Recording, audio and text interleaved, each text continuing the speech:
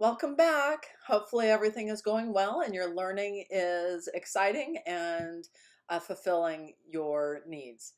Chapter 4 we looked at last week, and I wanted to just kind of talk about the different things that you had the opportunity to explore.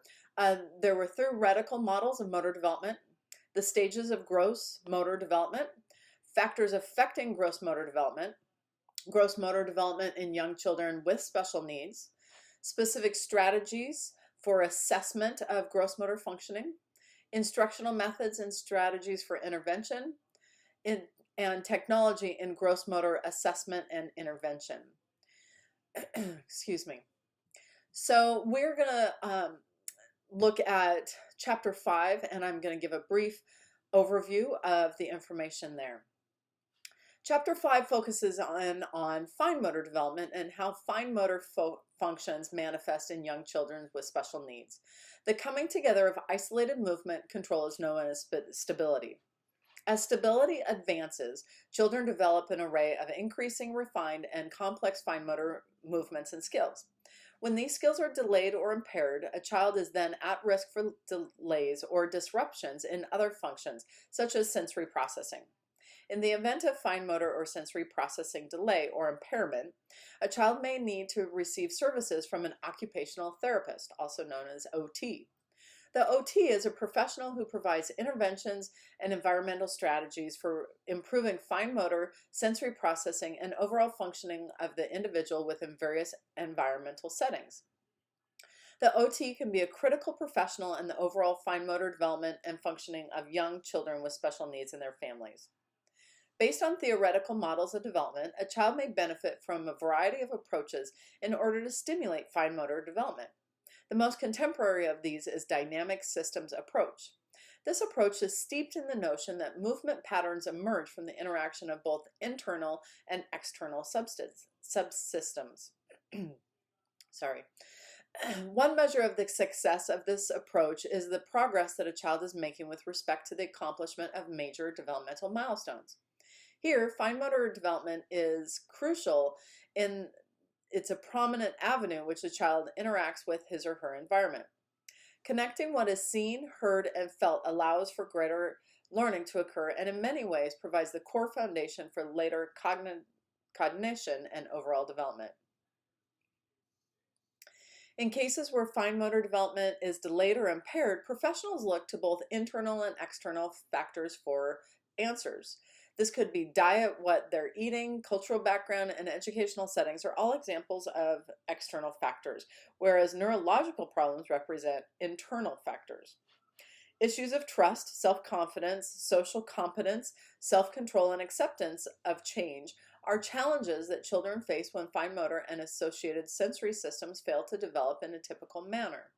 In children with developmental delays, a thorough assessment of these functions will facilitate a better understanding of the strengths and weaknesses of the fine motor and sensory processing systems, the internal and external factors that may be affecting those systems in positive and negative ways, and in conjunction with the family, the best pathways to early intervention. When assessing fine motor functions, keen observation and monitoring of the child's performance along with parental input will allow for an evolving picture of the child's fine motor and associated sensory processing abilities. One aspect of the assessment might come from administering specific tests such as the Ages and Stages questionnaire, the Bailey Scales of Infant and Toddler Development, or the Denver Developmental Screening Test number 2. The child's play abilities and tendencies in a natural environment can also provide important insights into a child's developmental abilities. Taken together, these assessment findings provide significant information about the child that the early interventionists can then employ in their intervention efforts. Accommodations in the home and classroom are potential solutions to fine motor and sensory processing disorders. For example, materials such as knobbed puzzles are available in adjusted sizes and formats in order to accommodate children with special needs. Furthermore, a child's position, for example, if their chin juts or tucks, can greatly influence his or her capabilities and willingness to try new movements. Adapted chairs, seat belts, and lap trays are all possible solutions for children who need assistance in positioning themselves. Similarly, The way an object is positioned in relation to the child can have a great impact on their ability to interact with that object. Other interventions and treatments, such as selective dorsal rhistotomy, which I wrote down, is where they go in and they sever the nerves from the spinal cord. Intrathecal baclofen, sorry, it's little tongue twisters, and I wrote down that that is injected into the space between the spinal cord and the protective myelin sheath. Botulinum toxin, we know is a Botox to help us, but it does help, the therapy of using that helps prevent the release of neurotransmitters from the axons.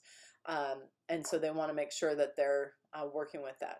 Serial casting, so putting a cast on a child to limit their movements or enable them to move in specific ways only. Constraint-induced therapy is where they're using different things to focus in on specific areas for building and helping improve the functionality of that. Those all can be used in conjunction with OT interventions to improve the fine motor functioning in young children. Additionally, with respect to the use of various technologies, lending libraries exist for families to test devices and tools before families invest in them for the long term. As an aside, some families' insurance will help pay for them and some won't. And so these lending libraries can be great resources for families so that they can figure out which things work best before they spend a lot of money on these technologies. These types of strategies and devices are all viable options to improve the likelihood that a child with a physical or developmental disability will engage in new learning opportunities. In the end, familial support and willingness to adapt with the child are leading components in the child's ability to improve their fine motor and sensory processing abilities, and ultimately their functioning and their quality of life. So a few years ago, we had a child who had some fine motor disability and delays. And the impairments that he had were that his fingers were very small and he did not have a really good grip. So we did a lot of movement with squeeze balls and Play-Doh, but we also had the adaptive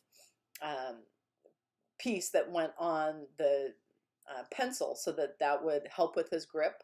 We also had a seat and a footstool for him so that he could sit 90, 90, 90. So his ankles were at 90 degrees, his knees were at 90 degrees, and his hips were at 90 degrees, which is a gross motor function, but helps them with their body position and their ability to interact with things, especially if they're on tables.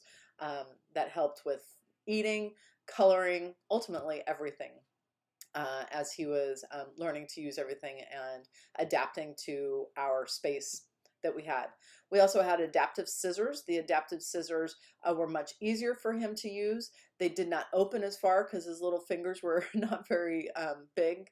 And they also had holes on the outside, so a teacher could put their fingers on the outside while he had his fingers on the inside and help the child with the ability to cut. With a lot of work, we actually had the ability to get him where he didn't need those adaptive things anymore. So over the course of a year of every day working with him, that helped with his quality of life and the functioning he had in our center. Thank you again. Hopefully your learning just continues to get better, and hopefully you can continue to use this information in your everyday situation. All right, good luck.